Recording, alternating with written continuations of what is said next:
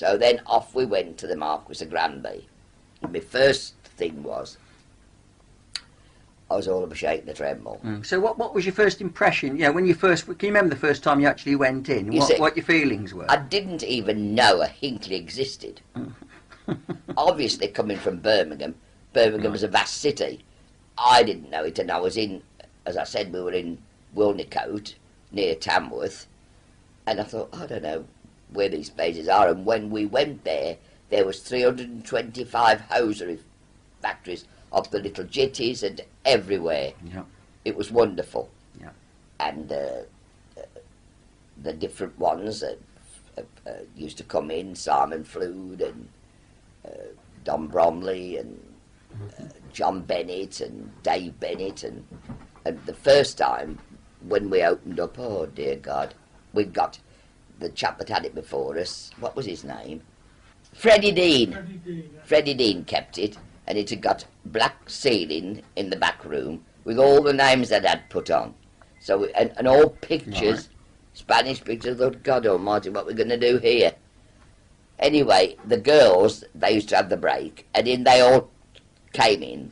Pat Green and Jean Pinches and what the other one was name? Rachel Bryant.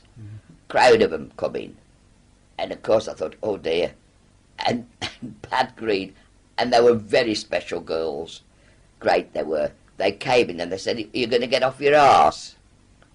I said, I am, and this is how tall I am. And for that, it struck a bond. And we had a wonderful football team. Mm-hmm. We had 2 football teams.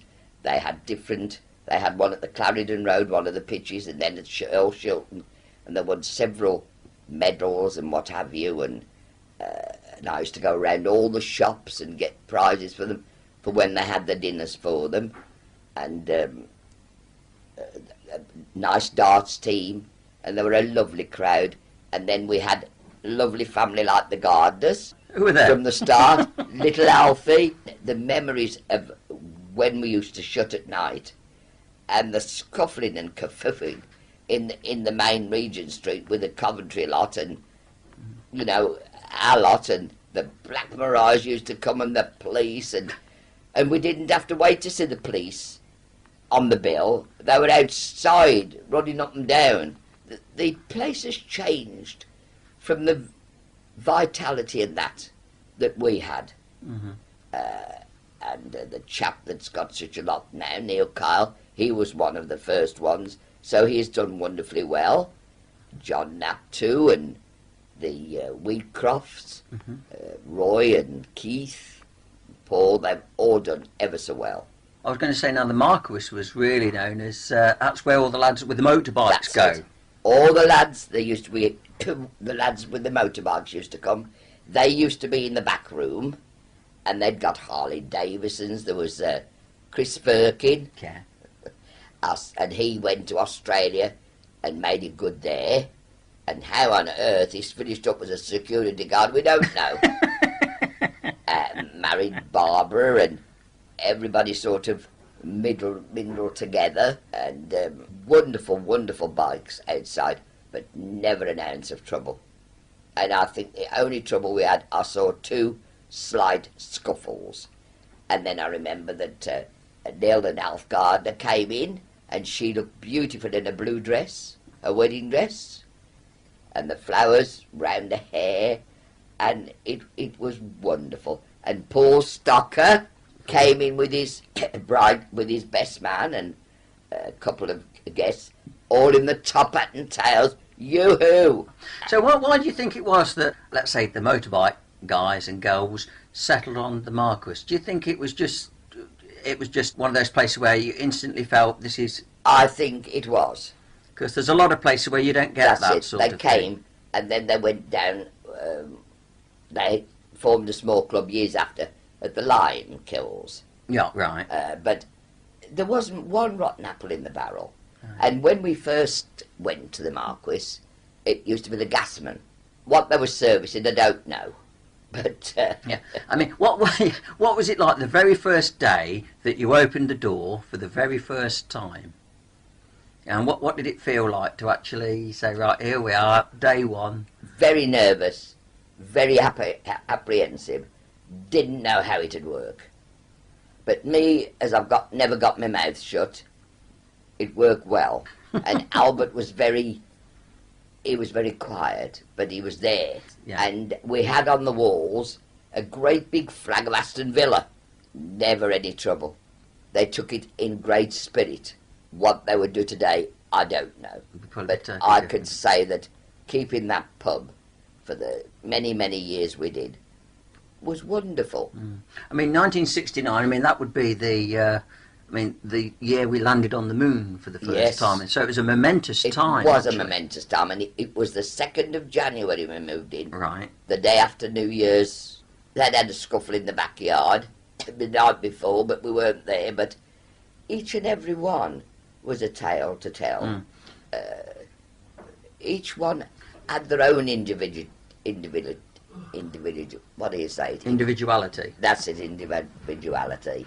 But there used to be Brad, Tock Ward, and all of them used to come in from the Atkins. Atkins, yeah. And they all used to come in the dinner hour and have a drink, then go back again, and then they used to come in at night times. And I've had 1 or 2 engagement parties, and the little wedding parties that they used to come in, and the bikers used to collect, and they used to have all different presents and such forth, and they used to drive out to the hospital to take them. I think there was this one thing I always remember about the Marquis was this: there was very much a comradeship amongst his patrons. Really, there was. I always found that they were very sort of protective Of everybody. Yeah, they were very protective, and this is they said, "Look, this is our pub, like you know." Footballers used to be down the front. Yeah, that's right. And all the bikers in the back, and never animosity. Right. With any of them.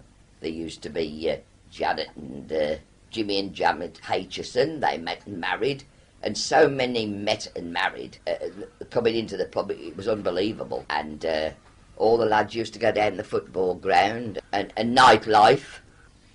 And they used to sort of go from our pub, go round the different pubs all the way around the town, and then come back in again.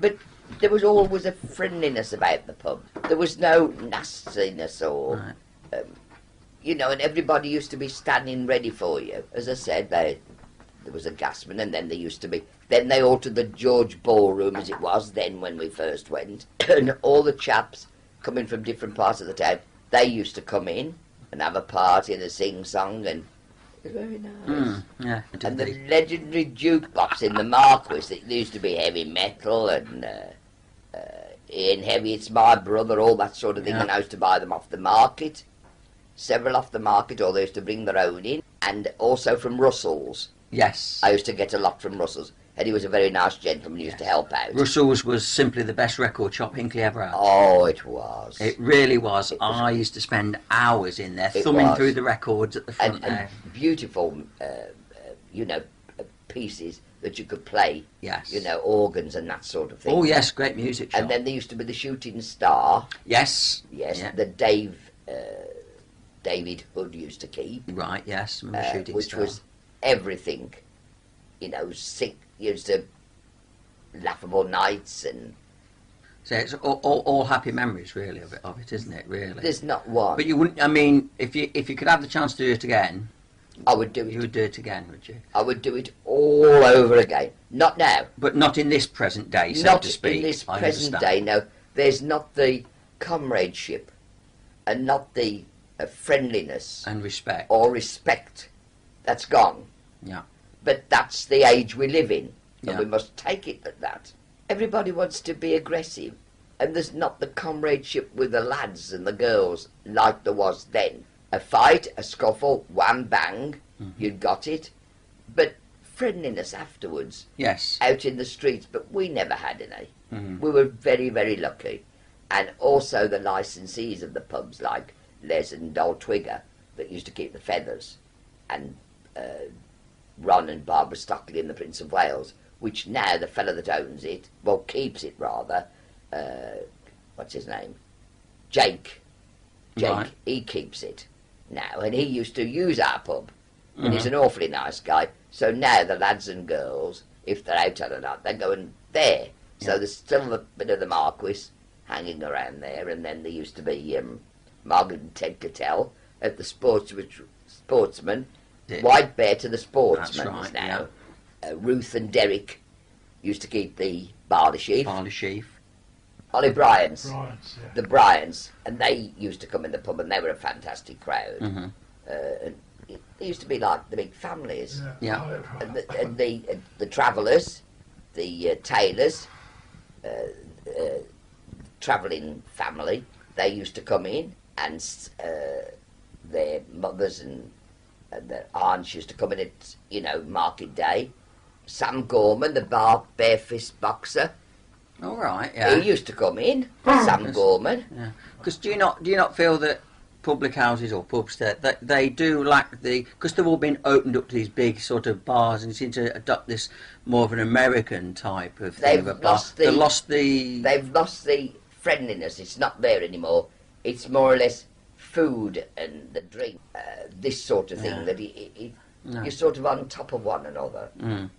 And the Uptons used to come in, and especially at Christmas time, they used to all move in and individual ones used to come, and it used to be great. And when the drayman used to call, sometimes about 4 in the afternoon, and they're rolling the barrels down, and but it was good, always good. And Dolly at the Duke of Rutland. Oh right, yeah. Oh yeah. But there's so many. There's so many happy memories. Yeah. Then we had a lot of 1 or 2 sad times, and then there was dear Joe Clark killed on his motorbike, and that was an all sad time. All the pub was so full, and such a lot of grieving, and such a nice guy, and such forth with. And then there was Brian Harrison on his bike too. So there have been the sad times. We left the pub open till about 3 to 4 o'clock in the morning, and the police just went by and saluted us. So they took in the sadness and knew about it as well as we did, which was very kind of them. Now, I'm afraid the only time you see the police is on the bill.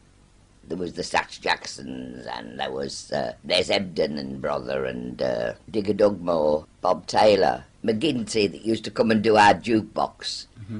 With his partner, holding lots and lots of memories. Mm. Of course, the Coventry lot used to come over, and which used to excite our Hinckley boys. Mm-hmm. And then the Black Mirage used to be waiting outside, and oh dear, woof waff wallop, and they'd all got inside, and we used to stand watching while the doors were shut.